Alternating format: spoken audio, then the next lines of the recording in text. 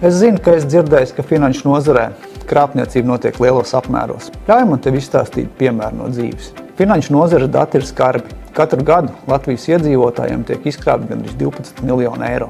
Lai gan bankas un iedzīvotāji mācās atpazīt krāpšanas schēmas, krāpnieki izdomā arvien jaunus veidus, kā iegūt mūsu uzticību.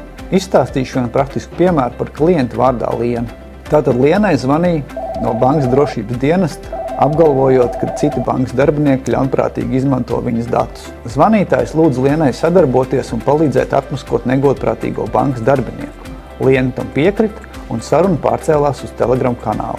Lai pārliecinātu Lienu par situācijas nopietnību, ar viņu sazinājās valsts policijas pārstāvis, kurš stādījās priekšā kā valsts policijas priekšnieks Hermans Ruks. Un uzticamības radīšanai viņai Telegram kanālā tika nosūtīta arī policijas dienesta apliecības kopija. Krāpnieki, kur uzdevās par policistiem, piedāvāja Lienai iesaistīties slepena operācijā, lai atmaskotu it kā negodprātīgu bankas darbinieku. Operācijas gaitā Lienai vajadzēja nodot krāpniekiem savus piekļuves datus internetbankai un paņemt vairākus kredītus. Pēc kredīta saņemšanas tie tika izņemti skaidrā naudā un nodot krāpniekiem it kā glabāšanā uz izmeklēšanas laiku.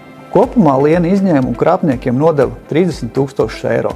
Jāatzīmē, ka uzticamības radīšanai krāpnieki nemitīgi Lienai atgādināja, ka tas notiek tāpēc, lai atmaskotu negodprātīgu bankas darbinieku. Šis ir patiesas stāsts, kurā mēs redzam, kā tiek pieļauta viena kļūda pēc otras.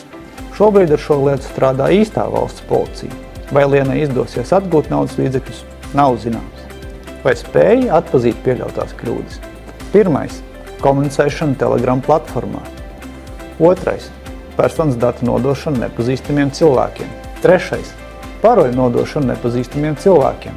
4. Skaidrs naudas nodošana nepazīstamiem cilvēkiem. Un visbeidzot 5. Būsim reāli. Cik bieži mēs tiksim iesaistīti slepenās operācijās? Šis stāsts ir brīdinājums visiem. Un atceries, bankas vai policijas pārstāvi nekad neprasīs veikt slepenas darījumus un komunikācija nenotiks ārpus oficiālajām saziņas vietnēm.